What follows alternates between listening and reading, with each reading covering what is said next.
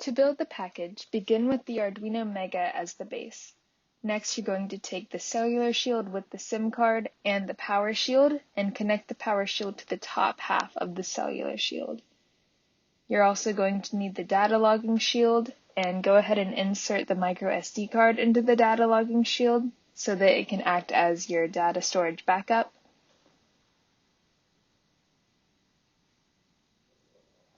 Once you have all the boards, connect the data logging shield to the bottom half of the Arduino Mega and the cellular shield in the top half, along with the power shield.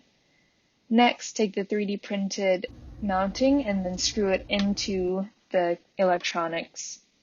Next, you're going to plug in the ultrasonic sensor and screw it into the 3D printed mounting as well. Make sure that the polarity of the ultrasonic sensor is correct. The ground pin is the blue wire and it should always line up. After that, take the housing that you've already built and with the command strips that are in the box, go ahead and snap the 3D printed plate into the housing. Next, you're going to plug in the ultrasonic sensor, plug in the barrel jack to the power board, and then make sure the antenna is moved in the correct orientation.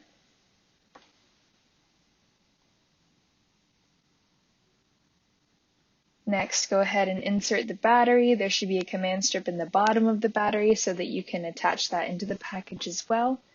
And then plug in the other barrel jack into the battery.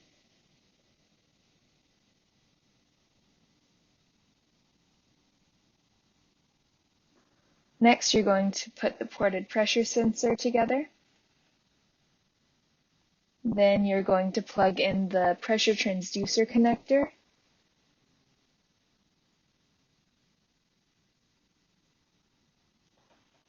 Next, you're going to put the cellular shield battery, and you're going to want to make sure that the orientation of the battery is correct, because not all standard LiPos come with that same orientation. And then just plug it into the cellular shield. This is to give power during data transmission. Go ahead and close the enclosure and snap it shut. This is a weatherproof box.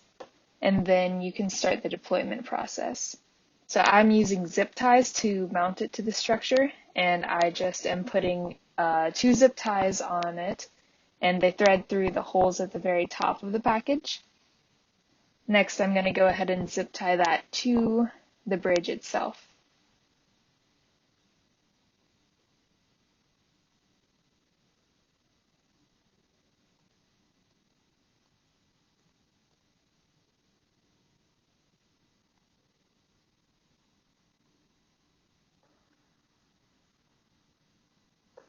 After that, next you're going to mount the solar panel, and there are screw mounts for the solar panel with hardware, but I'm just using a zip tie.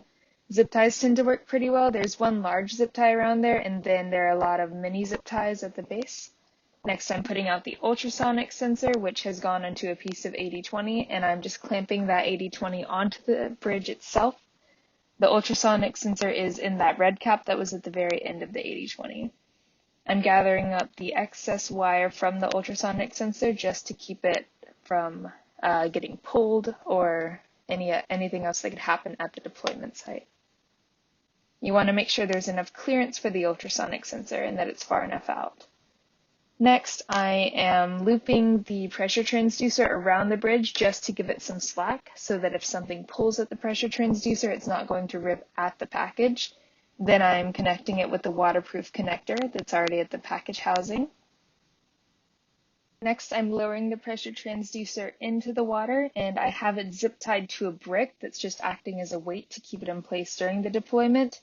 It's also a good idea to tie the excess wire to the bridge, and I flip the brick on the side so that the transducer is submerged. Next, I'm connecting the solar panel with the barrel jack connector. Then I'm turning on the battery. And whenever you turn on the battery, you should see the green light in the solar panel turn to red. That means that it now has a load. Make sure that the cellular battery is connected, and then flip the on switch on the power board. You should see the FONA light up first. All right, so once that's on, you're going to see the blue light connect to the network, and that just means that Hologram has found a suitable cellular tower.